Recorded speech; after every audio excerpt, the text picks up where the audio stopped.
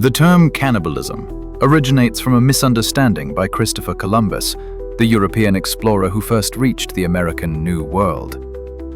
Believing that he had arrived near India, in Asia, Columbus mistakenly thought the local inhabitants were descendants of the Great Khan of the Mongol Empire. He referred to them as Cannibas. Later, Columbus heard rumors from neighboring tribes claiming that the Cannibas captured and ate people. These rumors spread throughout Europe, and eventually the word cannibal came to mean a person who eats human flesh. Of course, these rumors were later shown to be false. But this raises an important question. Did a true cannibal race ever exist in human evolutionary history? And if not, why not? Today, we explore cannibalism and the myth of the cannibal society.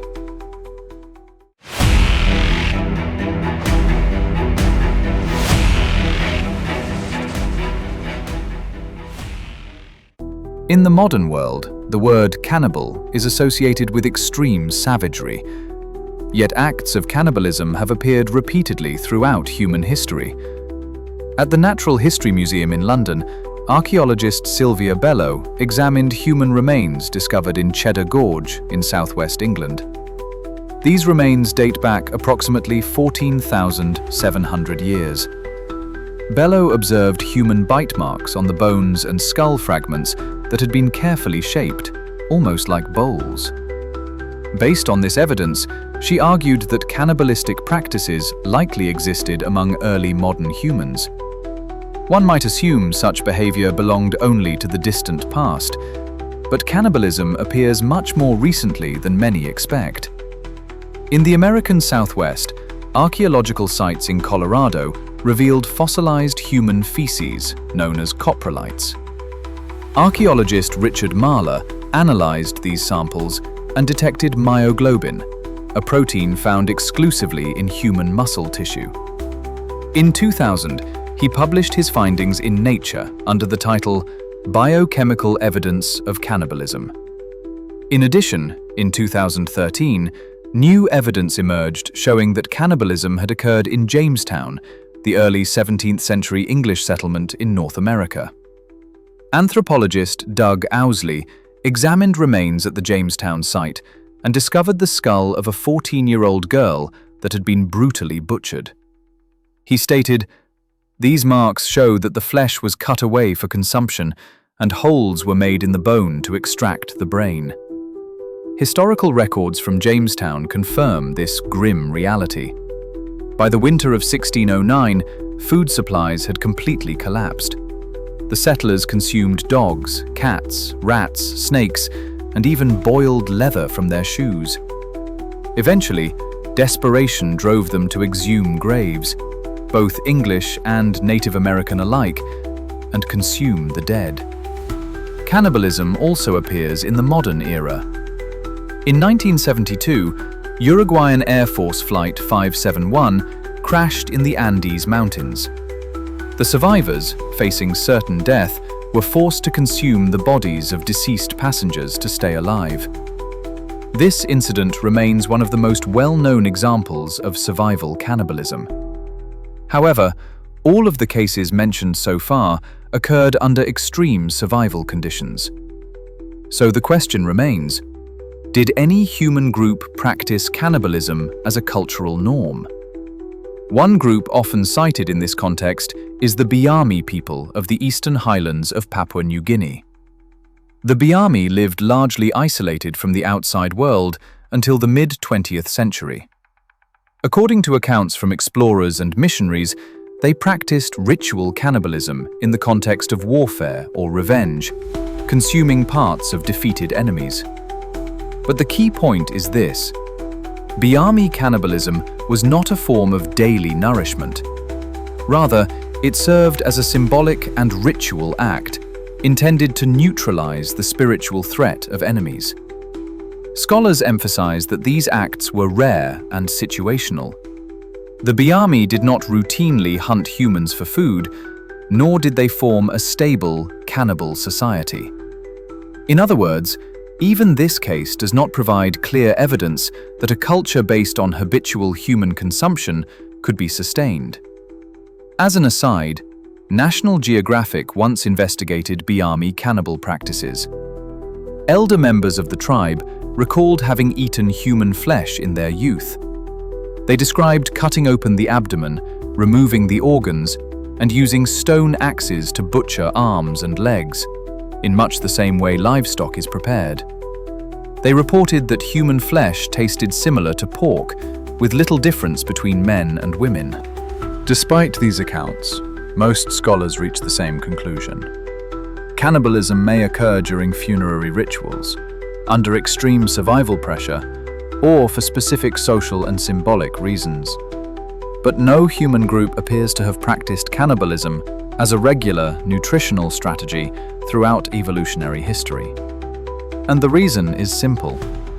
From an evolutionary standpoint, cannibalism is profoundly disadvantageous. The first reason is efficiency. Hunting individuals of the same species, who share similar physical strength and intelligence, is far more costly than hunting animals such as deer or rabbits. With the same effort, far more energy can be obtained by hunting other species. This pattern appears throughout the animal kingdom. Outside of rare circumstances such as mating, reproduction, or extreme stress, animals rarely prey on their own kind. The second reason is nutritional inefficiency. In 2017, archaeologist James Cole of the University of Brighton published a highly unusual study titled Assessing the Calorific Significance of Cannibalism in Paleolithic Societies. Using a 55-kilogram adult male as a reference, Cole calculated the caloric value of each body part. The total caloric yield of an entire human body was estimated at 120,000 to 140,000 kilocalories. While that may sound substantial, Cole pointed out that this amount would sustain 25 adult men for only about half a day.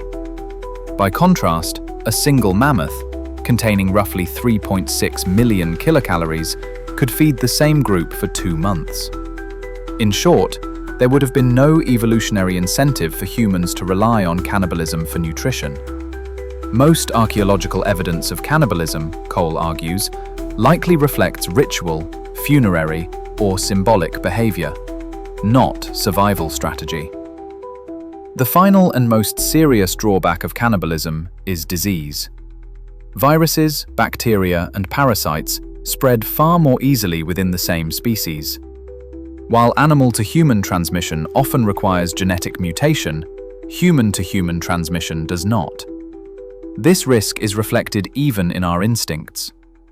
In a study led by Milind, an Indian researcher, participants were asked to smell feces from 13 different mammal species. The result was clear. People found human feces the most repulsive. The second most repulsive belonged to pigs, an animal that shares many parasites with humans. Evolutionary biologists suggest that this reaction exists because feces from one's own species pose the greatest risk of infection. If even waste triggers such avoidance, consuming human flesh, especially brain tissue, dramatically increases the risk of disease. A tragic example of this danger is Kuru disease. In the 1950s, the 4 people of Papua New Guinea were struck by a mysterious illness. Victims lost muscle control, could not stand or eat, trembled violently, and eventually died, often from pneumonia. In 1957, physician Daniel Gajdusek discovered the cause: ritual cannibalism. During funerary rites, the 4 consumed the brains of deceased relatives, tissue containing infectious prions. Women were affected most severely because they handled and consumed the brain matter. Prions, though lacking DNA or RNA, are misfolded proteins capable of converting normal proteins into lethal forms, slowly destroying the brain. Kuru stands as a stark demonstration of how vulnerable cannibalism is to disease transmission. Had a society practiced cannibalism as a daily norm, it would likely have been eradicated by disease long ago. Cannibalism undeniably occurred throughout human history, but it was never the foundation of a culture, only an exception. It emerged at the edge of survival, within ritual and symbolism, and under extraordinary pressure. If a true cannibal society had ever existed, one that routinely consumed its own kind, natural selection would have erased it. Cannibalism is not a human instinct, but a reminder of how far humans can be pushed when survival, fear, and belief collide.